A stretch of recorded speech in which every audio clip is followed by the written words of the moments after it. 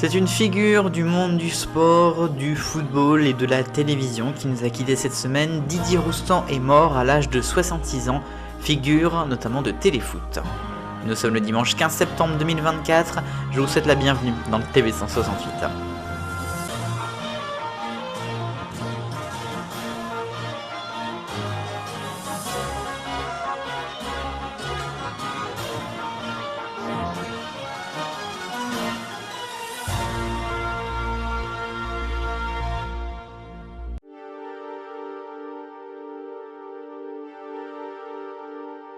Et comme je le disais en intro, c'est une figure de la télévision qui nous a quittés cette semaine et bien évidemment du monde du sport et du football. Didier Roustan nous a quittés à l'âge de seulement 66 ans d'un virulent cancer du foie qui est arrivé très vite en fait, puisqu'il était encore sur les plateaux télé au moment de l'Euro au mois de juin dernier. Sa dernière apparition sur la chaîne L'Équipe, c'était le 22 juin justement. Didier Roustan, c'est donc une figure puisqu'il a été sur la chaîne L'Équipe depuis 20 ans, 25 ans, notamment avec l'équipe du soir d'Olivier Ménard, qui lui d'ailleurs a rendu hommage toute la soirée de mercredi. Mais c'est aussi un journaliste qui a été sur d'autres groupes, sur d'autres chaînes de télé. On l'a vu sur le service public, sur Antenne 2, France 2. Il a notamment participé un peu à Stade 2. Il a eu ses propres émissions de football. On l'a vu aussi dans Côté Match plus récemment avec Laurent Luyat entre 2008 et 2013. Didier Roustan, c'est aussi un journaliste qui a passé un peu de temps sur Canal+, mais c'est surtout sur TF1 qu'il a eu ses grandes heures et bien évidemment qu'il s'est fait connaître du grand public. TF1 dont il a carrément été le chef des sports, en tout cas du football pendant un temps dans les années 80. Il a été journaliste sportif bien sûr et puis il a présenté Téléfoot. Il a aussi commenté des matchs à cette époque-là bien sûr. C'est évidemment une tristesse pour le monde du sport. Il a eu beaucoup d'hommages de beaucoup de personnes. Il était connu pour finalement son franc-parler, son caractère avec des avis toujours très aiguisés, très pointus, qui sont toujours justes en général, qui ne font pas toujours très plaisir, notamment pour certains joueurs, pour certains clubs. Mais c'était vraiment ça Didier Roustan. Le président à vie nous a donc quittés cette semaine.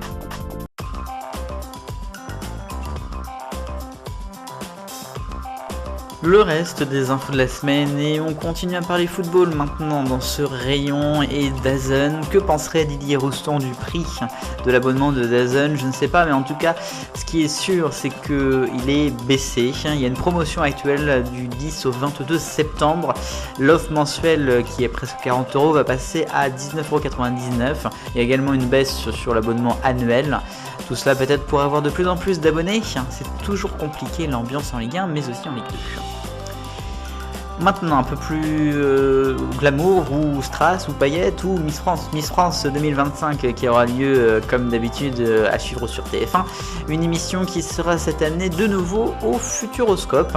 Ce sera le 14 décembre, c'est la 3e fois qu'il y aura l'élection Miss France au Futuroscope, après une édition en 2006 et une autre en 1997. Le Futuroscope donc qui sera peut-être dans une Miss France du futur. On continue maintenant pour parler chansons, musique avec The Voice qui bientôt sera de retour sur TF1 pour une saison 2025 avec un retour des nouveaux notamment. On aura d'abord le retour de Florent Pagny après sa maladie. Il y aura Vianney toujours et puis il y aura de nouveaux Zaz et Patricia Cass qui seront dans l'émission présentée par Nikos en tant donc que juré que coach.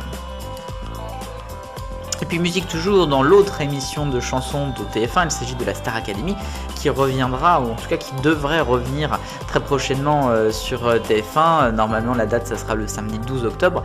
On a eu d'abord Lenny qui a sorti ses 2 premiers singles cette semaine, Candy c'était il y a quelques semaines maintenant. Et on a appris, alors selon Closer, qu'il y aurait 2 parrains, Julien Doré d'un côté, Clara Luciani de l'autre. C'est à prendre avec des pincettes puisque c'est pas bien évidemment confirmé.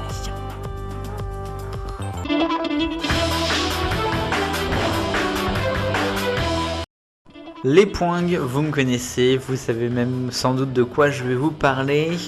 parlons de Cyril Hanouna et de C8, puisque samedi dernier, dans son émission Face à Hanouna, il a reçu une téléspectatrice en colère, je cite, qui veut en fait porter plainte, qui voulait porter plainte contre la fin de C8 à l'Arcom. Évidemment, ils l'ont interviewé, c'était super qu'il y ait une téléspectatrice qui porte plainte directement, tout ça. Et puis au final, on s'est rendu compte, via des recherches sur les réseaux, que cette téléspectatrice n'était pas totalement inconnue du groupe Bolloré, on va dire, puisque elle a été notamment maquilleuse, peut-être qu'en freelance, mais quand même maquilleuse pour CNews, et puis à mon avis, elle a fait d'autres choses assez récemment dans l'équipe. Donc elle est peut-être pas salariée, mais en tout cas elle est pas si loin que ça du groupe Bolloré et donc de Cyril Hanouna. Donc encore une fois des informations et je trouve ça très dommage. Sinon je crois qu'il y a eu aussi très récemment, peut-être vendredi, encore des menaces de mort sur un député de l'Assemblée nationale. Donc voilà, on va encore très loin dans tout ça.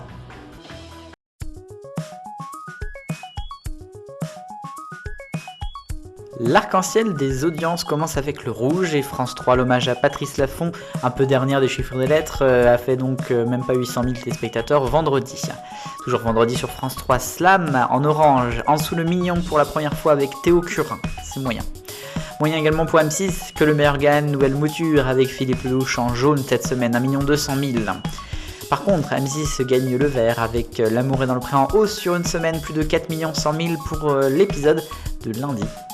Ensuite sur France 2, c'était Simon Coleman de retour vendredi, c'est le bleu clair avec un score en hausse par rapport au précédent numéro de la série en mars dernier.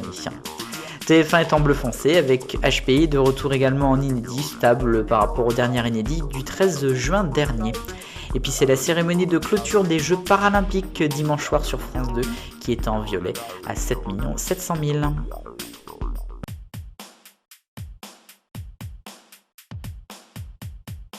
Et enfin, vous ne le savez peut-être pas, mais Molotov a lancé ses awards pour la saison 2023-2024 pour élire vos émissions ou vos animateurs préférés. Évidemment, moi j'ai voté, c'est à vous aussi de voter jusqu'à fin du mois de septembre visiblement, puisque les résultats seront début octobre. Les diverses catégories, je vous laisserai regarder en détail. Il y a des émissions de divertissement, les talk-shows ou encore les séries. Alors ensuite, les votes se déroulent en plusieurs sessions. C'est-à-dire que vous votez pour l'un, puis vous avez une autre émission qui vous est proposée, etc. Jusqu'à, avec un algorithme, vous proposez la plus belle émission que vous avez choisie, si j'ai bien compris. Ensuite, il y a les émissions de sport, les émissions d'aventure ou encore les magazines de société. Alors on pourra noter quelques manquements par-ci par-là, mais bon, il faut faire des choix très certainement. D'autres catégories comme les émissions de télé-réalité, la série quotidienne préférée, le soap comme on pourrait dire, et puis les émissions de jeux quotidiennes aussi sont au programme. Dans les autres catégories, vous pouvez également retrouver un peu de culture, avec les émissions de culture préférées. Pour moi, Secret d'Histoire, par exemple, n'en est pas une, mais enfin bon.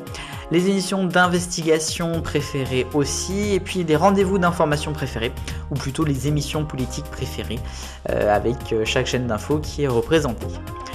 On retrouve ensuite les espoirs de l'année avec plusieurs animateurs, les documentaires préférés, et puis le concept TV original de l'année. Je ne crois pas que Beau Geste ait été créé comme les Rencontres du Papotin cette année. Enfin bon. Ensuite, il y a notamment les émissions qu'on aimerait revoir à nouveau. Bon, certaines sont plus anciennes que d'autres. Le programme TV de l'année et puis la personnalité de l'année.